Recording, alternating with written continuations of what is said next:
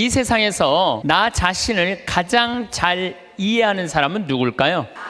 나예요. 내가 인생 고비고비 살아오면서 고생한 거 면면이 속속들이 가장 잘 아는 사람은 누굴까요? 나밖에 없어요. 그러면은 내가 나 자신을 가장 잘 이해하고 인생 구비구비 고생한 거 가장 잘 아는 나한테 가장 잘해줄 수 있는 사람은 누굴까요? 나예요. 그런데 내가 고생한 거 잘 알지도 못하는 자식이 잘해주겠어요? 남편이 잘해주겠어요? 잘해주지 못해. 내 마음에 맞게끔 잘해줄 수 있는 사람은 이 세상에 나 외에는 아무도 없어요. 나 외에는. 그런데 우리는 간혹 내가 나한테 잘해주면 되는데 나는 나한테 잘해주지 않고 남편이 나한테 잘해주지 않는다고 자식이 나한테 잘해주지 않는다고 섭섭하다고 원망하는 어리석은 사람들이 참 많아요. 여러분들 이렇게 살아오면서 내가 사글세, 월세, 전세, 그나마 뭐 아파트 20평, 30평 이렇게 살 때까지 정말 알뜰살뜰 아끼면서 절약한 거 자식이 알 것 같아요? 몰라요. 그런데 몰라준다고 맨날 눈물찍, 콧물찍 짜는 이 바보들이 참 많아요. 오늘 이후부터는 그런 거 섭섭하다고 말하지 마시고 누구한테 잘해주면 돼? 내한테 누가? 내가 잘해주면 돼요. 저는 22년 전에 평택 비전동 성당에 발령을 받아갔어요. 근데 발령 받자마자 주교님께서 2년밖에 안 됐는데 신설 성당인데 성당을 분가하라는 거예요. 뭐 우리 신부들이야 주교님이 명령을 내리면은 바로 해야죠. 그래서 진사리라는 곳에, 진사리는 어디냐면 평택 안성 인터체인지 바로 옆이 진사리예요. 거기서 이제 교우는 200명밖에 안 되는데 분가, 우리 성당은 3,500명 정도 있었는데 그중 200명을 떼어서 분가를 하라는 거예요. 근데 그 교우들은 이 좋은 성당 놔두고 우리가 거울 나가느냐고 다 설득하고, 또 땅을 보니까 3,200평, 그 평택 평야가 쫙 내려다 보이는 맨 꼭대기에 3,200평 땅이 나왔더라고요. 3,200평이면은 2,000평이 초등학교, 운동장, 건물 다 들어가는 게 2,000평이야, 법적으로. 그러니까 초등학교 딱 보면 다 2,000평이에요. 그거 한 배 반만한 땅이 나왔어요. 16만 원에 22년 전에. 근데 뭐 신설 성당에 뭐 돈이 어디 있어요. 그래갖고 이렇게 끌어모으고 저렇게 끌어모았는데도 돈이 2억이 부족하더라고. 그래서 내가 모시던 보좌 신부 때 모시던 본당 신부님한테 전화를 드렸어요. 신부님, 성당을 분가하라는 명령을 받았는데 땅을 살라고 그러는데 마음에 드는 땅이 나왔는데 2억이 부족하다. 2억을 좀 꿔줬으면 좋겠다. 근데 이 신부님이요, 단 1초도 주저하지 않으시고 내가 꿔줄게, 내일 와, 딱 그러시더라고요. 네. 내가 또 인간관계가 좋거든요. 그래서 이제 가갖고 다음날 31살, 32살에 22년 전이니까 2억을 이렇게 안주머니에 넣고 오는데 정말로 심장이 부들부들 하더라고요. 그래갖고 이제 갖고 와서 그 땅 계약을 다 했는데 상임위원들이 사기당했다는 거예요. 거기에 뭐 건물도 질 수 없고 신부님 사기당했다고 새벽 2시까지 막 뭐라고 그러더라고요. 참 답답하더라고요. 네. 근데 이제 내가 다 알아보고 조사해 본 결과 사기당한 게 아니다. 이렇게 저렇게 얘기를 하고, 어쨌든 이제 그 마음고생을 다 하면서 땅을 다 샀어. 반대를 무릅쓰고. 그리고 1년이 지났는데 땅값이 16만 원짜리가 35만 원으로 뛴 거예요. 1년이 지났는데. 그래서 그중에 800평을 팔아서 나한테 돈 꿔준 우리 김창림, 이제 돌아가셨죠. 김창림 필리포 신부님한테 2억을 돌려줬어요. 그러니까 2,400평이 남았는데 거의 돈 한 푼 없이 그냥 산 거야. 그런데 지금은 거기에 아파트가 다 들어왔어요. 아파트가 다 들어왔는데 2,400평이니까 주차 걱정을 해. 좁은 공원, 그냥 그 동네에 공원이 생긴 거. 그래서 무슨 들은 얘기로, 내가 들은 얘기니까 카페를 차려갖고 얼마나 근사하게 지냈는지 모른다는 얘기를 들었어요. 그런데 내가 그렇게 마음고생하고 성당터 마련한 거 아무도 몰라.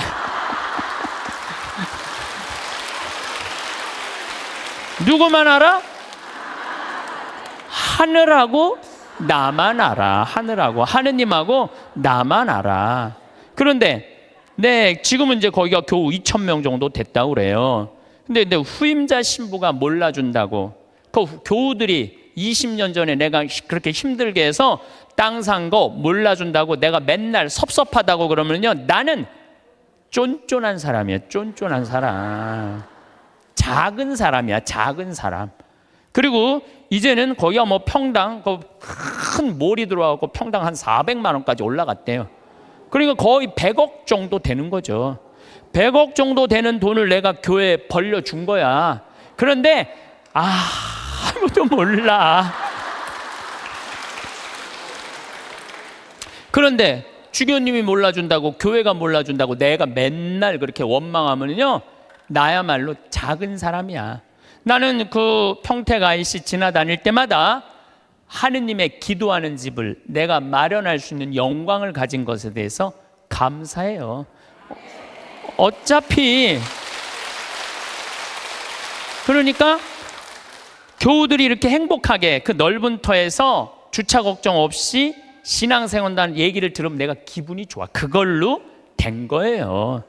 여러분들도 인생 살면서 고생하고 힘들게 이 가정 여기까지 이렇게 꾸려왔는데, 다른 사람, 심지어 남편, 주위에 여러분들 간혹은 시집 왔더니 시동생이 5살 시동생 나중에 키워갖고 장가까지 보냈는데 그 은혜 모르는 경우도 많죠? 그거 섭섭할 거 하나 없어요. 섭섭할 건 없어. 누가 알면 돼? 내가 알고 하늘이 알면 돼. 그래서 공자님이 진정한 군자는, 누가 군자라고 그랬냐면 남이 나를 알아주지 않아도 화내지 않는 사람이 군자라고 그래. 유유자적할 줄 아는 사람이. 우리 평창은 화요일, 수요일 1박 2일 피정, 목요일 당일 피정, 금, 토, 일 2박 3일 피정을 해요. 1년 내내 해요. 지난번에도 하고 이번에 성탄 때도 금, 토, 일 2박 3일 피정해요. 오고 싶어도 이미 예약이 끝나서 못 와요, 여러분들. 네. 그런데 이 피정 오는 분들의 행복의 크기가 다 달라요. 누가 제일 행복한가 봤더니 금, 토, 일 2박 3일 피정 오시는 분들이 제일 행복해 해요. 왜 행복한가 봤더니 밥을 무려 6끼를 안 해요. 주부가 밥을 6끼 안 하면 행복할 것 같아, 안 행복할 것 같아요? 무조건 행복한 거예요. 무조건. 여기 이렇게 오신 분들 보니까 한 60대신 분들이 굉장히 많은데, 30살서부터 시집 와갖고 60살까지 여러분들이 살림살이 하면서 밥하고 빨래하고 청소하고 애 낳고 애 길렀다면, 여러분들은 한 달 가사 노동비를 따지면 한 달에 얼마치 일을 그동안 했느냐면은 350만 원어치 일을 했다고 그래. 그럼 30년 동안 일했으면 여러분들은 남편하고 자식들한테 얼마를 청구할 수 있느냐 하면은 10억 5천을 청구할 수 있어요. 10억 5천. 10억 5천 내놓으라고 그럴 수 있어요. 아니, 법원에 누가 해갖고 25년 동안 그거 해갖고 250만 원 해갖고 5억 청구해갖고 받은 사람이 판결이 나왔어요. 예. 그러면은 2박 3일 금, 토, 일 피정하는데 피정비가 얼마냐 하면은 8만 원이에요. 8만 원. 이틀 밤 자고 6끼 밥 먹고. 그런데 그렇게 10억 5천만 원어치 일을 하고 난 다음에 그렇게 고생한 나한테 너 한번 이틀 밥 안 하고 좀 편안하게 한번 해주는 밥 먹어라. 내가 너한테 한번 쏠게 하고 그 8만 원을 들여서 평창에 피정을 갈라고 그럴 때 그 돈이 아까워서 갈까 말까 이렇게 망설이는 사람들이 많다는 거예요. 그러면서 나 고생하는 거 알아주는 사람 하나도 없다고, 눈물 콧물 짤 거 없다 이거야. 그렇게 내가 10억 원 정도 일했으면 나한테 8만 원 정도 쓰는 거 아까워요, 안 아까워요? 써. 그러니까 제발 원망하지 말고 본인을 위해서 쓰라는 거예요. 그리고 1박 2일 당일 금토일 피정 오시는 분들 중에 누가 제일 럭셔리한가 봤더니 금토일 2박 3일 오시는 분들이 제일 럭셔리해요. 왜 럭셔리한가 봤더니 설거지를 안 하잖아. 밥 먹고 우리 잠비아에서 온 커피가 있어요. 그 커피 뽑아서 강 내려다보는 데크에 앉아갖고 저 우아하게 그러니까 그 2박 3일 동안 피정 오시는 분들 이번에도 뭐 이 추운 12월 달에 왔는데도 나한테 이런 말을 해요. 신부님 너무 행복해요. 해준 게 아무것도 없는데 내가.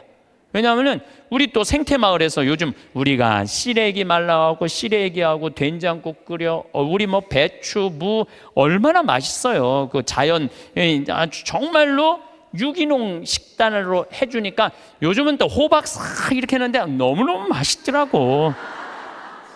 지금도 이제 주일날 나가면은 월요일, 화요일, 수요일 이럴 때는 요즘은 내가 이렇게 대림식이라고 강의 나오면은 그 손님을 안 받아요. 근데 지금 6분이 와 있는데 당일 온다 그러더니 일주일 있겠다는 거. 나한테 오늘 와서 막 신부님 여기 있고 싶다는 거. 아니 강의도 없고 텔레비도 없고 뭐가 좋아서 여기 계속 있겠다 그러니까 팝이 너무 맛있다는 거야.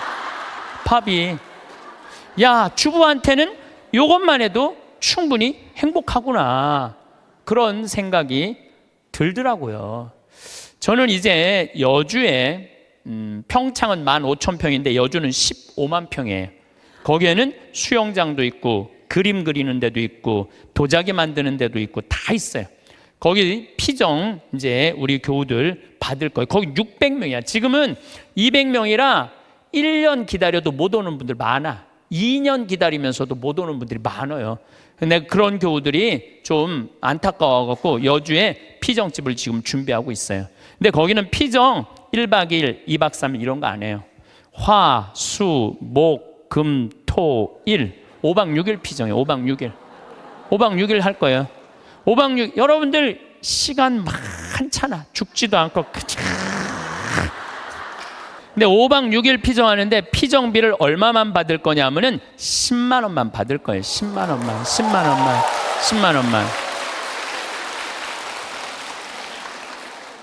밥을 무려 18끼를 안 하는데 10만 원만 받을 거예요.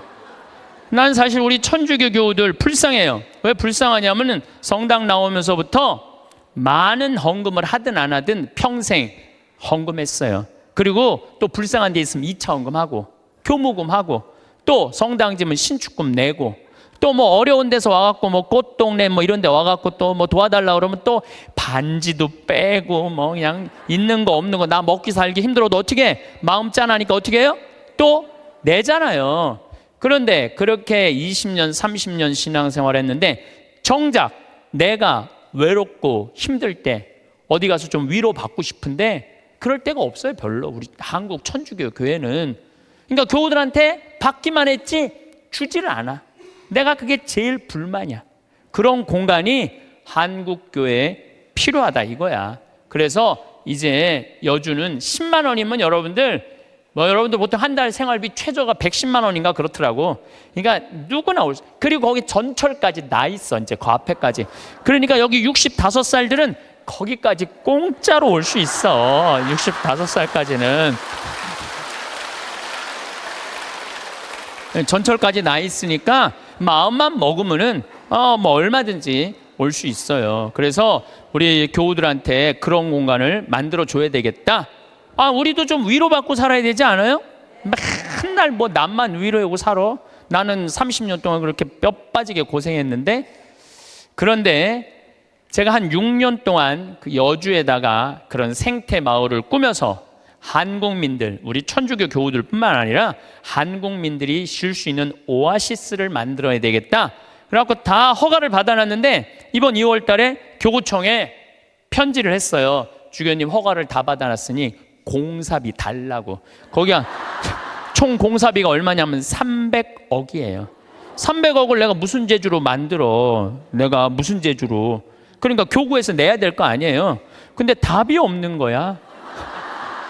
준다는 답이 없어. 그래갖고 내 친한 주교님한테 말씀을 드렸죠. 아니 어떻게 왜 답이 없냐? 저 허가까지 다 떨어졌는데, 근데 우리 수원교구는 지금 신도시가 굉장히 많이 생겨요. 위례 신도시, 동탄 이 신도시. 신도시가 막 생기니까 거기다 땅 사느냐고 돈을 다 썼다는 거예요. 돈이 없다는 거예요.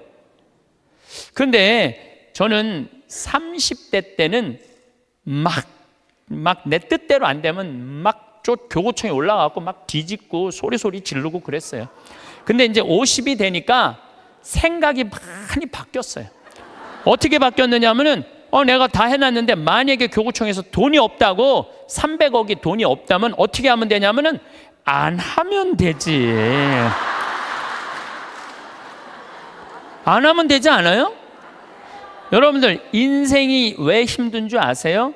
돈이 없는데 하려고 그럴 때 힘들어요. 하려고 그럴 때. 내가 지금 5천만 원밖에 없는데 2억이라는 가게를 하고 싶어. 5천만 원밖에 없는데 2억이라는 가게를 하고 싶어갖고 어떻게 은행에 융자 받고 형제 집 잡히고 또 뭐 이 사람 저 사람 꼬갖고 시작하잖아요. 그때부터 지옥이 되는 거예요. 그때부터. 5천만 원만 있는데 2억짜리 그건 하면 안 돼요. 안 하면 되지. 그래서 내가 주교님한테 편지했어요. 주교님, 저는 하느님의 집을 지면서 기쁨을 잃어버리고 싶지 않다고. 그래서 지금 교구가 여러 가지 어려움이 있으니까 나중에 하자고. 지금 편안하게 마음 먹자고. 그랬더니 주교님이 저한테 답장했어요. 딱 한 줄 보냈어. 참 고맙다. 이렇게. 네. 그래서 이제 접기로 이제 마음 먹었어요. 접기로 마음을 먹었는데 잠비아에 농업대학 하라고 100억을 봉헌하신 우리 할머니죠. 나는 할머니라고 안 그러는데 그냥 100억을 봉헌했어요. 벌써 3년 전에. 3년 전에 이제 그분하고는 가능한 한 한 달에 한 번 정도 밥을 먹는데, 이제 밥을 먹으면서 이런 얘기 저런 얘기 사는 얘기를 하면서 내가 이제 여주에 생태마을을 꾸밀려고 그러는데 교구가 지금 뭐 신도시 성당 터 산다고 돈이 없다고 좀 어려워하더라. 이런저런 얘기를 하는데 하루는 우리 이 자매님하고 서울 경복궁 구경을 가는데, 신부님 서울 구경 가는 길에 잠깐 남산 밑에 경리단길, 요즘 뜨는 데 있죠? 경리단길에 집터를 하나 보자는 거예요. 밑에 삼성 미술관도 있고 뭐 LG 뭐 회장집도 있는데 그 맨 경치가 아주 기가 막혀 한강 다 보이는 그 경리단길에 땅을 한 200평 보여주면서 신부님 이거 봉헌할 테니까 신부님 이거 하라는 거예요. 그래갖고 거기가 평당 한 평에 6천만 원이 한 평에 근데 200평. 근데 며칠 전에 무슨 공시지가 이런 게 나오는데 123억이 나왔더라고. 그 시세 그게 123억짜리를 봉헌을 하신 거예요. 우리 교우들 쉬는데 그거 신부님 이거 갖고 꾸미는데 좀 이렇게 미천하시라고. 그래갖고 내가 또 이제 주교님한테 가서 아니 이거 저 봉헌을 했는데 이거 어떻게 하면 좋으냐고 그러더니 우리 주교님께서 아우 그럼 우리 하자고 이렇게 봉헌한 분이 있으니까 난 또 하자고 그러면은 하면 돼. 또 하자고 그러면 하면 돼. 그래서 아마 이제 곧 이제 그 시작이 되면 3년 후 정도면은 우리 교우들이 이용하실 수 있을 거라고 생각을 합니다.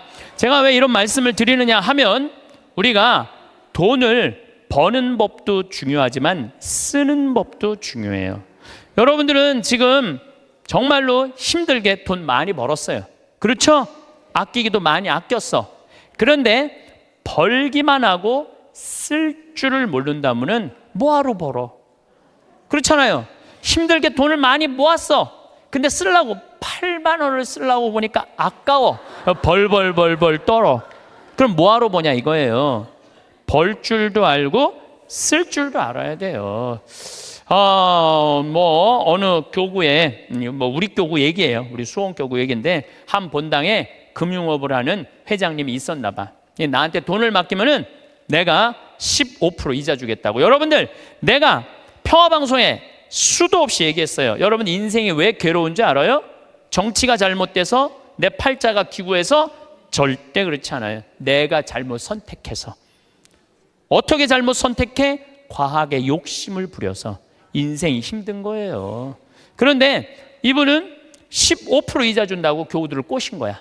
그래갖고 막 1억씩 5천만 원씩 막 맡겨갖고 그 사람이 300억을 끌어모았대요. 그런데 지금 우리나라 법정이자가 1.25%예요. 은행에다가 1억을 맡기면 1.25%면 10만 4천 원 이자 받아, 한 달에. 1억. 그래서 요즘은 어떤 자식이 효자래요? 3억 엄마 이거 쓰고 써 그러갖고 3억 주는 자식이 효자가 아니래. 한 달에 그저 100만 원씩 용돈 주는 자식이 효자래. 3억 주는 자식이 효자가 아니라. 3억 줘봤자 은행에서 30만 원밖에 못 받아요. 3억 줘봤자. 그러니까 이 사람한테 맡기면은 15%니까 125만 원을 받을 수 있는 거야. 1억만 맡겨도. 그러니까 사람들이 정신이 나갖고 그 사람한테 전래분과장이라는데 다 갖다 맡긴 거예요. 한 세네 달은 이자가 나왔는데 그 다음에 어떻게 못 나와요. 그래갖고 망해갖고 이분 지금 감옥에 가입돼요. 그러면은 5천만 원 1억씩 맡긴 사람들은, 이 사람들은 돈 써보지도 못하고 하늘에 날아간 거예요. 허공에 날아간 거예요. 그렇지 않아요? 그러면은 15% 이자 주겠다고 꼬신 이 전래분과장이 나빠요? 15% 이자 받아먹겠다고 맡긴 사람이 나빠요? 둘 다 나빠. 둘 다. 여러분들, 오늘 이후부터 경제 성장이 2% 이상 안 되면은 2% 이자 주는 데 없어요. 경제 성장이 3% 되면은 3% 이자야. 경제 성장이 3%인데 5% 이자 준다 그러면 이건 의심해 봐야 돼요. 근데 경제 성장이 3%인데 10% 이자 이율이 나온다? 이건 100% 사기라고 보면 돼. 15% 이자 준다? 150% 사기라고 생각하면 돼. 근데 이 어리석은 많은 분들이 5천만 원 1억을 갖다 맡긴 거야. 내 이 강의를 듣고 어떤 분이 생태마을에 전화했어요. 신부님 안 그래도 사기 당한 분이래. 안 그래도 상처 입었는데 신부 왜 전국에 창피하게 그 얘기를 하느냐고, 하지 말라고. 그래 전화가 왔어. 근데 저는 왜 하느냐 하면은 여러분들 그런 예를 들어서 타산지석이라고 그랬죠? 여러분들 이렇게 어리석은데 넘어가지 마세요. 차라리 그 5천만 원이면은 이스라엘 성지순례를 10번을 갔다 올 수 있는 돈이야. 이스라엘 성지순례 10번 갔다 올 수 있는 돈이야. 여러분들이 이스라엘 성지순례를 10번을 갔다 오잖아요. 그럼 여러분들은 예수님하고 투고 지낼 수 있어. 투고 지낼 수 있어. 내가 이스라엘 성지순례 지금 5번 갔다 왔거든요. 5번 갔다 왔는데 저는 지금 예수님하고 거의 틀라고 그래. 성서를 읽으면은 예수님이 막 튀어나와. 그래서 나한테 말을 걸어요. 예수님이 말을 걸어요. 요즘 제가 이제 내년 3월 8일부터 성서 강의를 해요. 성서 강의를 하는데 나는 성서 전공한 신부가 아니잖아요. 그리고 신학교 때 뭘 배웠는지 생각도 안 나. 성서 전공한 신부도 아니고 신학교 때 배운 거 기억도 안 나. 근데 내가 성서를 강의하겠다고 평화방송하고 정말로 엄청난 도전을 하는 이유 중에 하나가 5번을 성지순례 갔다 오면서 내가 만난 예수님, 그 예수님을 얘기해 주고 싶은 거예요. 오늘 아침에도 이제 강의를 준비하다 나왔는데 무슨 일이 있었느냐면은 예루살렘에 가면은 겟세마니 동산 위에 눈물 동산이 있어요. 눈물 성당이 있어. 거기서 눈물 성당에서 우리 올해 2월 달에 우리 교우들 200명이 겟세마니 동산으로 내려가고 있는데 내가 맨 나중에 가고 있는데 거기서 아라바이가 예루살렘 성전 그 지도 그 1달러에 사라고 계속 맡기는 거예요, 나한테. 그래서 내가 됐다고 그랬는데 나 혼자 지금 맨 뒤에 가고 있는데 이 친구가 뒤에서 내 뒤로 꼬집더라고요. 이 목덜미를 꼬집어. 얼마나 기분 나빴는지 몰라. 꼬집고 내 뒤통수를 치는 거예요. 아라바이가 얼마나 기분이 나빴는지 몰라요. 그래도 내가 천주교 신부인데, 천주교 신부인데 너무너무 화가 났는데 나 혼자고 거긴 물건 파는 애들 천지인데 걔하고 어떻게 싸워요. 그리고 나는 성격상 맞고 말지 싸우진 않아. 그래갖고 내려가갖고 겟세마니 동산에 가서 기도를 하는데 예수님 생각이 나더라고요. 예수님은 유대인들이 툭 하면 돌을 집어 던지려고 그랬어요. 툭 하면 돌을. 근데 예수님은 어떻게 했느냐 하면은 아직 내 때가 되지 않았다고 인내하세요. 인내를 하시고 예수님 어떻게 마지막 십자가상의 죽음을 통해서 누구를 구원하고 싶었어? 인류를 구원하고 싶었어요. 몇몇 사람들이 기분 나쁘게 돌 집어 던진다고 욕한다고 그것 때문에 큰 일을 그르칠 뿐이 아니었어요. 나도 이 200명이나 되는 사람들을 데리고 와서 성지순례 하는데 내가 하나 기분 나쁘다고 막 신경질 부리고 나 이제 간다고, 나 이제 한국으로 갈 거라고. 겟세마니 동산에 앉아서 이렇게 기도를 하는데 정말로 구구절절 예수님이 느껴지더라고요. 그리고 인내라는 거, 그런 게 막 느껴지는 거예요. 여러분들도 자식 키우면서 정말로 이 세상 살면서 더러운 꼴 많이 보죠? 근데 여러분들 왜 참아요? 이거 자식 하나 잘 키워보겠다고, 자식 하나 행복하게 해보겠다고 참는 거 아니에요? 그러니까 인내를 하면은 뭐를 얻을 수 있느냐 하면은 열매를 얻을 수 있어요. 열매를. 인내를 하면. 근데 내가 만약에 이스라엘 성지순례 안 갔다 왔으면 이런 묵상 나 죽었다 깨어나도 못해. 근데 만약에 여러분들이 5천만 원을 가지고 이스라엘 성지순례 10번만 갔다 오면 여러분 예수님하고 트고 지낼 수 있다니까. 근데 15% 이자 받아보겠다고 홀딱 맡겨갖고 써보지도 못하고 돈 날리면은 이분들 이렇게 얘기합니다.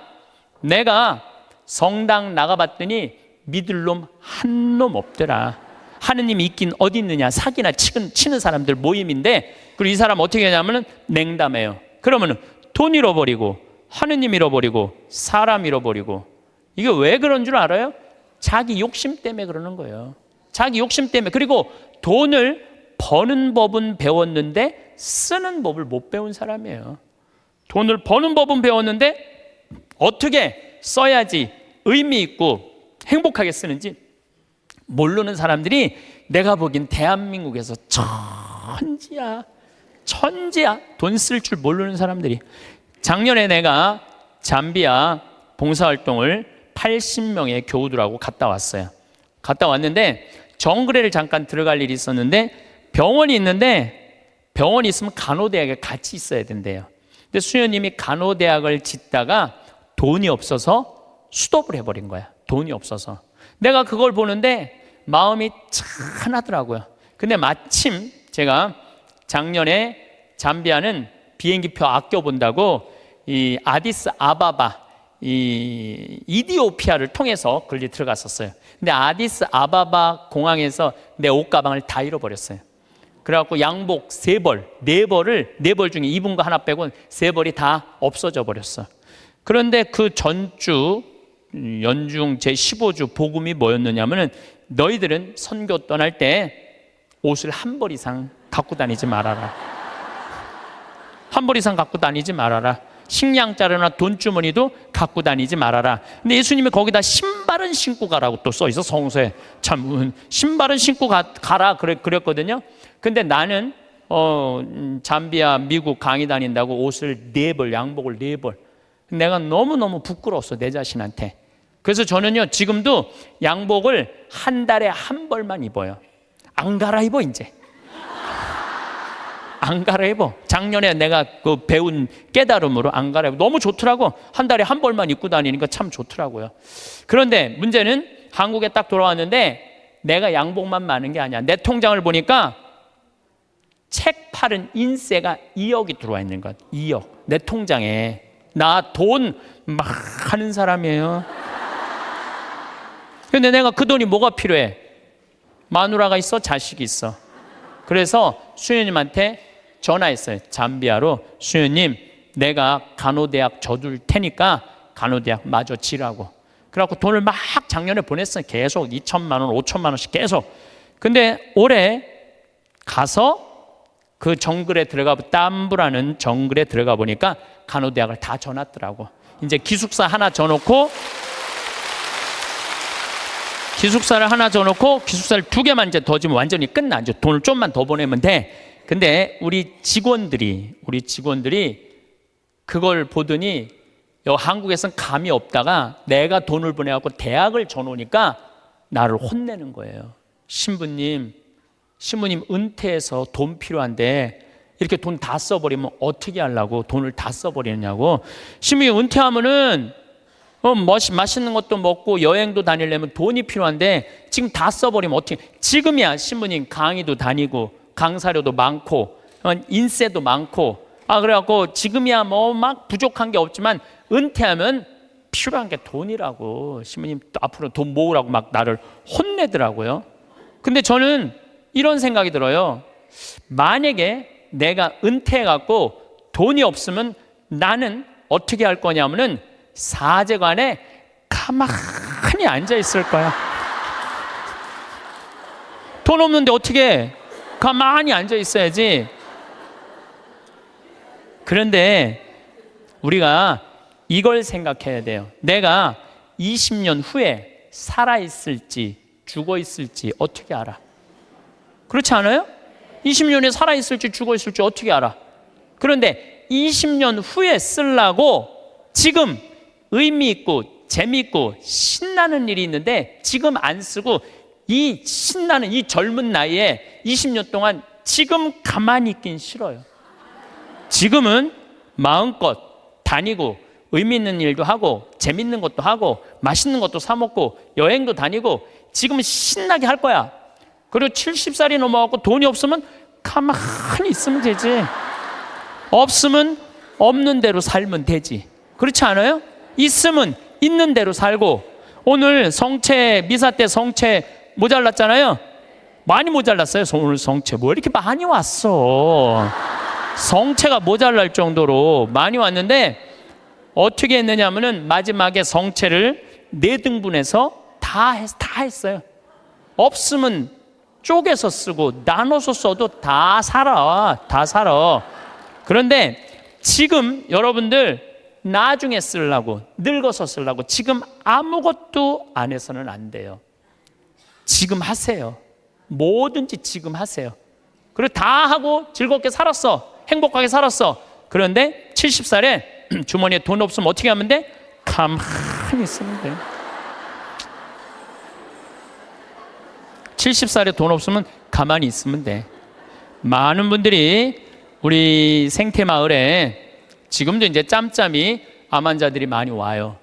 내가 그분들하고 이렇게 상담을 해보면은요, 60살 될 때까지 한 번도 노른 적 없는 사람들 많아요. 60살 될 때까지 여행 한 번도 간 적 없는 사람 많아요. 60살 될 때까지 뽐나게 옷 한 번 사입어 본 적이 없는 사람들 많아요. 60살까지 뭐만 해? 돈만 버는 거예요. 자식 키우고. 근데 떨커덕 암이 걸려. 지금도 한 분 와 계세요. 떨커덕 암이 걸린 거야. 떨커덕 암이 걸리면은 이분들 나한테 공통적으로 하는 얘기가 있어요. 신부님, 나는 억울해서 못 죽어요. 난 이제까지 뭐만 했어? 고생만 했어요. 어떻게 하면 좋아요, 신부님? 이러는 분들이 너무 많아요. 여기 계신 여러분들도 나중에 하려고 그러지 말고 언제? 지금 하세요. 저 청국장 가루도 나중에 사 먹지 말고 언제 사 먹어? 지금 사 먹어. 지금. 그게 훨씬 건강하고 좋은 거예요. 예. 여러분들 이 여행 많이 다녀보셨죠? 만약에 유럽 여행 가신 분들 아마 유럽 여행은 일생 한 번 가보는 거예요. 일생 한 번 가보는 여행이야. 한 400만 원 들여갖고 한 번 가보는데 비행기 타고 럭셔리하게 파리에 도착했어. 도착을 했는데 딱 버스에 타니까 가이드가 딱 나타나더니 이렇게 말합니다. 이제 뭐 집에 들어가고 호텔에 들어가고 물은 어떻게 쓰고 뭐 이런 거 여러 가지 얘기를 해요. 그러다가 갑자기 이런 말을 해요. 그런데 여행 다니면서는 팁이 중요하다고. 이렇게 여행 가방 올려다 주는 그 포토한테 1달러 주시고 호텔에서 나올 때 그 호텔 침대에다가 1달러 내려놓고 나오시라고. 그럼 이때부터 갑자기 머리가 복잡해지는 거야. 1달러? 생각지도 않은 돈이야. 이거 생각지도 않은 돈이야. 그게 아깝기 시작한 거야. 그런데 400만 원을 들여서 일생 한 번 간 여행이에요. 그러면 1달러 10일 2달러씩 줘봐. 20달러에 2만 원이야. 그 줄 때 기분 좋게 줄 수 있는 거야. 그런데 이제 딱 박스에서 내리니까 아니나 달라 막 벨보이들이 막 와갖고 가방을 막 들고 갈라 그래. 그러면은 이 할머니들이 이렇게 말합니다. 그 놔두라고, 내가 들고 갈 테니까 놔두라고. 내가 여러 번 봤어요. 여행 같이 다니면서. 내가 그 힘들게 그 가방을 들고 다니는 할머니들 모습을 보면서 안타깝더라고요. 그럼 뭐하러 여행을 나와? 그 2만 원이 아까워갖고 그 힘든데 피곤한데 와갖고 그걸 또 들고 올라가. 그 2만 원이 아까우면 그냥 집에 가만히 있어. 벌 때는 힘들고 어렵게 벌지만 쓸 때는 정승같이 쓰는 법도 중요한 거예요. 저는 요즘 이렇게 여행 다니면은요, 뭐 2달러, 3달러, 5달러도 내려놓고 와요. 호텔에다가. 왜냐? 그거 다 이민자들이야. 거기 청소하는 사람들. 힘들게 그거 갖고 먹고 사는 사람들이야. 그러면 길 가는 사람도 내가 5천 원, 만 원, 일생, 1년에 여러분들 어려운 사람들 얼마나 만나요? 만나는 일이 1년에 한두 번도 안 돼. 그럼 그런 사람들한테 한번 나도 여행, 내가 400만 원어치 쓰면 40만 원 어려운 사람한테 내놔야 될 거 아니야. 그 일환 중에 하나가 그 어려운 사람들한테 팁 주는 거예요. 근데 그게 아까워갖고 내가 들고 갈 테니까. 아까운 거지. 아까운 거예요. 그래서 여러분들 자신한테 쓸 줄 알아야 돼. 자신한테. 저는 지난 여름에 LA에 우리 청국장 이제 회사를 설립을 했어요. 거기도 뭐 다 세금 문제 때문에 다 회사를 설립을 해야 돼. 그 뭐 미국에도 세금 내고 한국에도 다 세금 내고 그래야 되니까 회사를 설립을 하러 갔는데, 내가 하여튼 나하고 노는 친구들이 있어. 한 남자들인데 한 5명 정도 되는데, 나만 가면 하여튼 회사를 다 때려치고 나하고 놀라고 아주 그런 친구들이 있어. 아주 친하죠. 근데 그 친구 중에 하나가 식당을 운영하는데 근사한 식당을 운영해요. 한 번 먹으면 막 $100, 10만 원, 20만 원. 그리고 와인도 딱 맡겨놓는. 그 한국 사람들은 거의 안 가고 미국 사람들이 와서 그 홀에다가 뭐 술 먹고 춤도 추고 막 이러는 그런 아주 근사한 식당이에요. 근데 그 친구가 나를 식사를 대접하고 싶다고 몇 번 그러는데, 내가 또 그렇게 비싼 식당에 갈 수 있어요? 안 간다고 그랬더니 그럼 우리 집에 모시겠다고 집으로 갔어요. 집에 갔는데 그 친구 부부 다 뭐 손님 한 12명을 초대를 했는데 내가 주인공으로 간 거 아니에요. 근데 자기 식당에 주방장을 데리고 왔더라고. 근데 음식이 나오는데 기가 막히는 뭐 음식들이 나오는 거, 무슨 뭐 해갖고 정말 처음 본 음식, 비싼 음식들이 나오더라고요. 그런데 그 니콜라스라는 친구가 신부님이 특별히 오셨으니까 와인을 한 병 따겠다는 거예요. 근데 와인을 뭐 그냥 2만 원, 3만 원짜리가 아니라 600만 원짜리 와인을 따는, 600만 원짜리 와인을.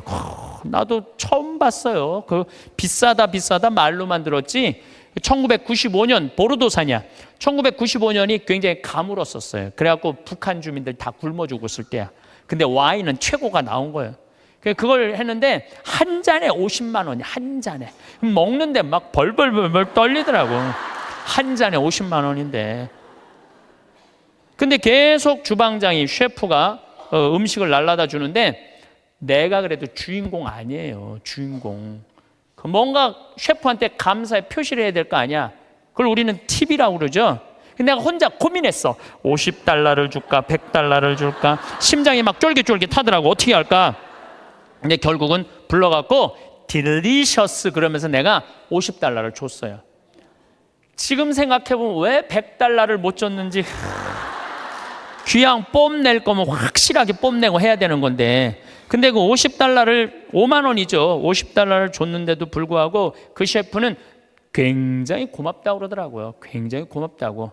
근데 만약에 여러분들 그게 한 1,000만 원치 넘는 식사였는데 내가 그걸 얻어먹고 돈 한 푼 안 내고 팁 하나 안 내고 그냥 가면은요, 그분들 모르긴 해도 내 귀에다 대고 이랬을 거야. 아유 정말 멋대가리 하나 없는 신부라고. 에? 그렇지 않겠어요? 그렇게 멋있게 했으면 그 주방 그 직원 데려다 했으면 줄 알아야지. 이건 비단 나한테뿐만 아니라 여러분들도 마찬가지야. 여러분들 인생을 살면서요, 버는 것도 중요하지만 쓰는 것도 중요해. 쓸 때 확실하게 써. 근데 만약에 내가 돈이 부족해 그러면은 가만히 있어. 여러분들 안 쓴다고 누가 뭐라고 그럴 사람 하나도 없어요.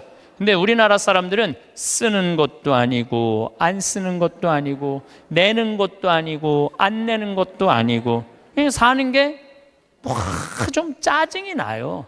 그래서 쓸 땐 사도 바오로가 뭐라 그래? 난 귀하게도 살 줄 알고 천하게도 살 줄 안다고 그러잖아요. 돈 안 쓴다고 누가 뭐라 할 사람 하나도 없어. 근데 쓸 때는 멋있게 써. 이게 왜 이런 문제가 생겼냐면 내가 귀하다는 생각을 안 해서 그래요. 내가 귀하다는 생각. 나는 어쨌든 성당터 또 그 다음 성당도 2,400평 성당터 해갖고 지금 아주 공원 같은 성당 돼 있어요.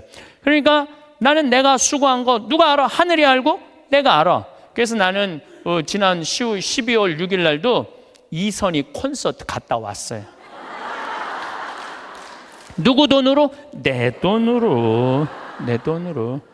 그리고 지난주는 우리 이제 그 이선희 콘서트는 우리 직원들 50대 된 직원들 하고 갔다 왔고, 지난주는 충무 아트센터에 몬테크리스토라는 뮤지컬을 30대 직원들하고 갔다 왔어요. 서울, 우리는 평창이니까 무조건 대전, 서울 이런 데 오는 거예요.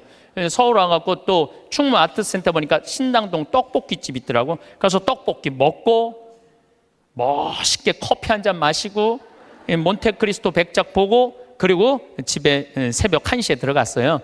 그러니까 많은 분들이 저한테 이래, 신부님 맨날 강의만 다니고 힘들어서 어떻게 하느냐고. 나 짬짬이 알아서 잘 놀아요. 맨날 강의만 다니면 나 미칠지도 몰라. 짬짬이 알아서 놀아요. 저만 그런 게 아니라 여러분들도 그렇게 살으셔야 돼. 부처님이 이런 말씀을 하세요. 지나친 고행은 사람을 고통스럽게 한다는 거예요. 그 다음 지나친 쾌락은 사람을 망가뜨린다는 거예요. 그러니까 놀 줄도 알고 쓸 줄도 알고 인내할 줄도 알고 그렇게 살아야 돼. 어쨌든 누구한테 잘해줘야 되느냐면은 나한테 잘해줘야 돼요. 내가 행복해야지 누구도 행복하게 해줄 수 있어? 남도 행복해 줄 수 있어요. 맨날 자기가 영혼이 찌그러지면은 남편 욕하고 자식 욕하는 거야. 근데 내가 8만 원 들여서 평창 생태마을 피정 딱 갔다 와서 다음날 아침에 기분 좋게 음식 해줄 수 있어요. 그러니까 오늘 이후부터 누구한테 잘해줘? 나한테 잘해주세요. 고요히 흐르는 강물처럼 우리의 삶도 여기까지 유유히 흘러왔습니다. 그동안 걸어온 길에는 햇살이 눈부시게 비치던 날도, 비바람이 거세게 몰아치던 날도 있었습니다. 기쁨으로 웃음꽃이 피던 순간도, 눈물로 밤을 지새웠던 시간도 모두 지나온 발자취 위에 새겨져 있습니다. 그 모든 순간 속에서 가장 많이 애쓰고 상처받은 마음을 어루만지며 묵묵히 버텨온 사람은 바로 나 자신입니다. 나의 지나온 세월, 나의 깊은 생각들, 남들이 보지 못한 나의 숨은 노력들은 내가 가장 잘 압니다. 밤늦도록 고민했던 선택의 순간들, 아무도 알아주지 않아도 묵묵히 해낸 일들을 기억하고 있는 것은 바로 나 자신입니다. 그래서 이 세상 누구보다 나에게 진심, 어린 이해와 따뜻한 격려를 보낼 수 있는 사람도 바로 나 자신입니다. 때로 다른 이들이 나의 마음이나 노력을 다 알아주지 못한다고 해서 서운해할 필요는 없습니다. 내가 나를 진정으로 인정하고 하늘이 나의 진심을 내려다보고 있다면 그것으로 충분합니다. 잠시 깊이 숨을 들이마시고 나의 어깨를 토닥이며 참 많이 애썼구나, 정말 고생했어 라고 따뜻하게 말해주는 시간을 가져보십시오. 그것이 바로 나를 진심으로 사랑하는 소중한 첫걸음입니다. 삶의 참된 지혜는 가진 것에 많고 적음에 있지 않습니다. 오히려 가진 것을 어떻게 의미 있게 사용하느냐에 있습니다. 돈도 마찬가지입니다. 때로는 나를 위해 무언가를 하는데 괜스레 주저하기도 합니다. 다른 사람을 위해 아껴야 한다는 책임감 때문에 망설이기도 하죠. 하지만 꼭 기억해야 합니다. 나 자신의 마음을 기쁘게 하고 나의 영혼을 풍요롭게 하는 일에 쓰는 것은 결코 낭비가 아닙니다. 그것은 메마른 땅에 단비를 내리듯 지친 우리 삶에 새로운 생기와 활력을 불어넣어 줍니다. 먼 미래만을 바라보며 오늘의 작은 행복들을 그냥 지나쳐버리지는 않으셨으면 합니다. 오늘 문득 눈에 들어온 꽃 한 송이의 아름다움, 오늘 천천히 음미하며 맛보는 음식의 즐거움, 오늘 마음을 나누며 주고받는 따뜻한 대화가 얼마나 소중한지요.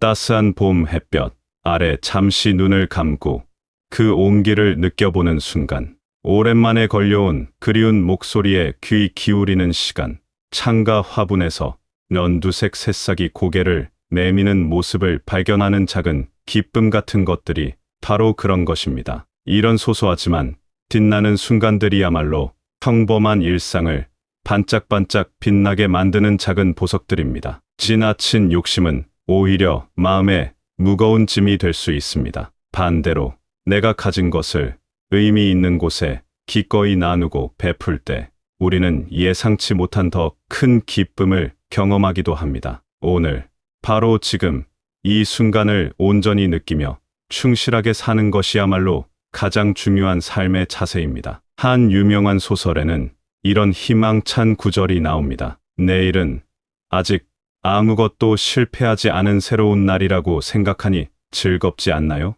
이 말처럼 매일 아침은 우리에게 주어지는 또 다른 소중한 기회입니다. 어제의 아쉬움은 뒤로 하고 오늘 새롭게 주어진 시간 속에서 작은 기쁨과 깊은 의미를 찾아보는 것이 나를 아끼고 사랑하며 살아가는 가장 지혜로운 방법입니다. 그렇게 하루하루를 정성껏 채워나가다 보면 우리의 삶은 점점 더 깊어지고 아름다워질 것입니다. 그렇습니다. 매일 아침 창문으로 스며드는 햇살 한 줄기에도 새로운 시작에 대한 약속이 담겨 있습니다. 지금까지 걸어온 길 위에서 만났던 수많은 얼굴들과 사건들이 모두 지금의 나를 이루는 소중한 바탕이 되었습니다. 그 길 위에는 미처 다 피우지 못한 꽃봉오리 같은 아쉬움도, 예상치 못한 것엔 풍랑에 흔들렸던 순간들도 있었을 것입니다. 하지만 바로 그 모든 과정들이 있었기에 지금의 깊은 눈빛과 세월의 무게를 품은 미소가 우리 안에 자리 잡을 수 있었습니다. 그러니 지나간 일들에 대해 너무 마음 아파하거나 후회 속에 머무르지 않아도 괜찮습니다. 모든 경험은 삶이 우리에게 주는 귀한 가르침이었고 그 가르침들이 모여 지금의 지혜를 이루었습니다. 스스로를 향한 따뜻한 시선은 무엇보다 중요합니다. 살아오면서 우리는 가족을 위해, 주변 사람들을 위해 수없이 많은 것을 참고 인내하며 살아왔습니다.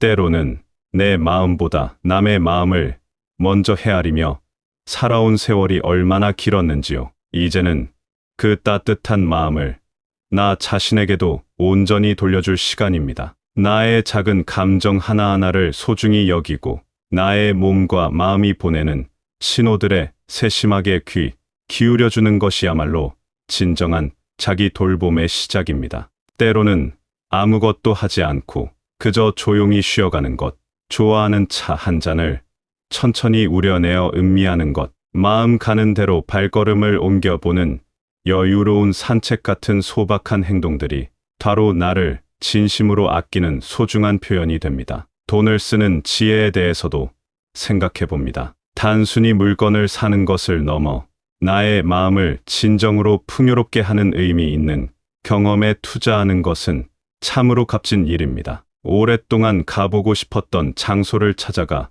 소박한 여행을 즐기는 것, 새로운 것을 배우며 지적 호기심을 채우는 것, 마음이 잘 통하는 이들과 함께 맛있는 음식을 나누며 웃음꽃을 피우는 시간들이 바로 그런 것입니다. 이러한 경험들은 돈으로 환산할 수 없는 기쁨과 삶의 활력을 선사하며 우리의 남은 날들을 더욱 의미 있고 풍성하게 만들어줍니다. 또한 돈을 지혜롭게 쓰는 것만큼이나 중요한 것은 시간에 대한 우리의 태도입니다. 시간은 누구에게나 공평하게 주어지지만 그 시간을 어떻게 활용하느냐에 따라 삶의 빛깔은 달라집니다. 이제는 조급함이나 의무감에서 벗어나 오롯이 나만을 위한 고요한 시간을 충분히 가져보는 것이 필요합니다. 창가에 앉아 좋아하는 책을 읽거나 잔잔한 음악을 들으며 명상에 잠기는 시간은 지친 마음에 평화를 가져다 줍니다. 손수 작은 정원을 가꾸거나 마음 가는 대로 그림을 그리고 마음속 이야기들을 글로 풀어내는 창조적인 활동들은 삶에 새로운 즐거움을 더해줄 것입니다. 나이가 들어간다는 것은 결코 쇠락을 의미하지 않습니다. 그것은 마치 햇볕을 받아 잘 익어가는 과일과 같습니다. 겉모습은 시간의 흐름에 따라 변할지라도 그 속은 더욱 깊은 맛과 향기, 풍부한 지혜를 품게 됩니다. 젊은 날의 열정과 패기는 이제 잔잔한 미소와 너그러운 포용력으로 바뀌고 세상을 바라보는 시선은 더욱 깊고 넓어집니다. 젊은 시절에는 보이지 않던 세상의 이치와 사람살이의 깊이를 꿰뚫어보는 통찰력이 생기기도 합니다. 과거에는 미처 보지 못했던 삶의 작은 아름다움들이 눈에 들어오고 사소한 일상 속에서도 감사하는 마음이 자연스럽게 샘솟기도 합니다. 이러한 변화를 기꺼이 받아들이고 지금 이 나이만이 가질 수 있는 품위와 즐기는 것이 중요합니다. 우리는 살아가면서 수많은 관계를 맺습니다. 그 관계 속에서 때로는 기쁨을 얻고 때로는 상처를 받기도 합니다. 이제는 무리하게 모든 사람에게 좋은 사람이 되려고 애쓰기보다는 나에게 진정으로 소중한 관계의 마음과 시간을 집중하는 지혜가 필요합니다. 마음을 편안하게 해주는 사람들과 따뜻한 정을 나누고 불필요한 관계에서 오는 감정적 소모는 줄여나가는 것이 좋습니다. 오랜 시간 곁을 지켜준 진실한 벗들과의 깊은 우정, 혹은 새로운 만남 속에서 피어나는 잔잔한 교감, 모두 삶을 윤택하게 하는 소중한 보물입니다. 진심 어린 마음으로 서로를 받아들일 때 그 관계는 삶의 큰 기쁨이자 든든한 버팀목이 되어줄 것입니다. 혼자 있는 시간이 찾아올 때 그것을 단순히 외로움으로만 여기지 않았으면 합니다. 오히려 그것은 자신과 더욱 깊이 대화할 수 있는 귀한 시간입니다. 창밖의 풍경을 가만히 바라보는 것, 스쳐가는 바람 소리에 귀 기울이는 것만으로도 마음은 자연스럽게 정화되고 새로운 깨달음을 얻기도 합니다. 젊은 날 바쁘게 살아가느라 미처 깨닫지 못했던 내면의 소중한 소리들을 발견하고 자신만의 생각과 느낌들을 정리하는 시간은 마치 삶의 여정에서 잠시 쉼표를 찍고 숨을 고르는 것과 같습니다. 이런 고요한 시간 속에서 우리는 잊고 지냈던 소중한 기억들을 떠올리기도 하고 삶의 의미를 새롭게 발견하기도 합니다. 이러한 순간들이 모여 내면의 정원을 더욱 풍요롭게 가꿔줍니다. 때로는 삶이 버겁게 느껴지고 마음이 지칠 때도 있을 것입니다. 그럴 때면 잠시 멈추어 서서 드넓은 하늘을 올려다보십시오. 끝없이 펼쳐진 하늘 아래 우리는 작은 존재일지 모르지만 그렇기에 더욱 소중한 존재입니다. 자연의 거대함 속에서 잠시 무거운 시름을 내려놓고 마음속 깊은 곳에서 들려오는 내면의 목소리에 귀 기울여 보십시오. 우리 마음속에는 어떤 어려움도 이겨낼 수 있는 강인한 힘과 지혜가 숨쉬고 있습니다. 지금까지 걸어온 삶의 모든 고비들을 돌아보면 결국 우리는 그 모든 것을 잘 헤쳐나왔습니다. 바로 그 경험들이 지금의 우리를 더욱 단단하고 지혜롭게 만들어 주었습니다. 꼭 기억하십시오. 사람들이 인생의 황혼기라는 말을 쓰기도 하지만 황혼은 하루 중 가장 아름다운 빛깔을 자랑하는 신비로운 시간이기도 합니다. 지나온 모든 순간이 소중했듯이 앞으로 다가올 모든 순간 또한 똑같이 가치롭고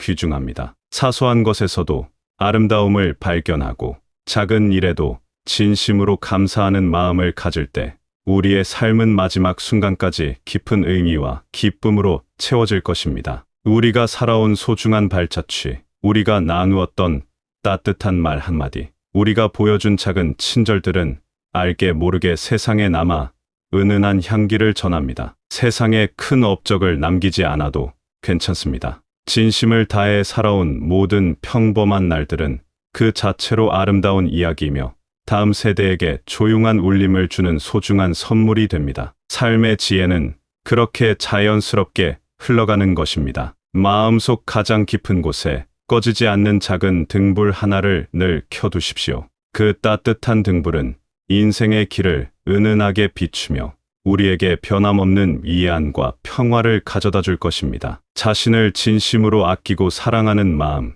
그리고 오늘을 충실하게 살아가는 지혜가 있다면 우리의 매일은 잔잔한 행복으로 가득 찰 것입니다. 과거의 경험은 현재를 지혜롭게 살아가는 밑거름이 되고, 현재의 충만함은 미래를 향한 희망의 씨앗이 됩니다. 이 모든 순간들을 따뜻하게 끌어안고 깊은 평온함 속에서 삶의 아름다운 여정을 계속해 나가시기를 진심으로 바랍니다.